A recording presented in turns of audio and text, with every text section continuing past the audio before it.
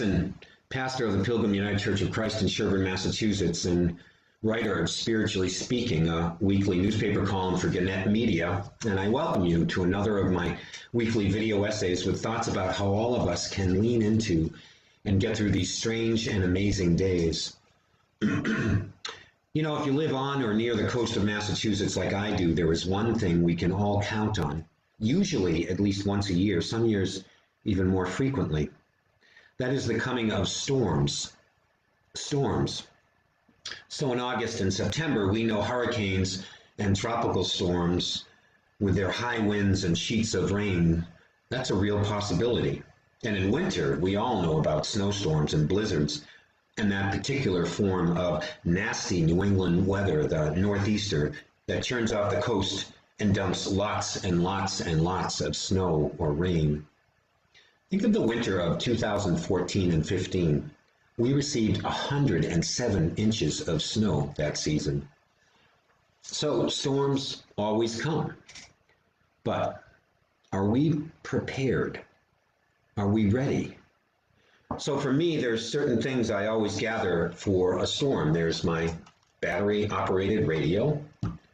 I always make sure that I have fresh candles. And of course, I stock up on food. And you need Cheez-Its when there's going to be a storm. Very important. But this fall and winter, I want us to kind of think about something that we can't stop storms, but we can prepare ourselves well for the storms that inevitably happen. And this fall and winter, as I said, I think there's another kind of storm coming. Though this one is not meteorological, but instead epidemiological. It's COVID. As we leave behind with reluctance the warm months when we've been able to be outside and see face-to-face our family and friends and dine outside and ride our bikes or just enjoy God's creation, we've really gotten a break. But this is ending. And so, even though it may sound dramatic, friends, I think we need to prepare ourselves for the months ahead when we will find ourselves back inside, back on Zoom much more, and maybe even back to a physical workplace or to school and be totally stressed out about that. You get the idea. So my spiritual and emotional advice this day is pretty simple, and it's as much for me as it is for you. Prepare. Prepare for the storm. Prepare for fall and winter, and not later, now. Now. What will get you and your loved ones through the next 6 months? Think on this, pray on this, talk about this with your family, your support systems.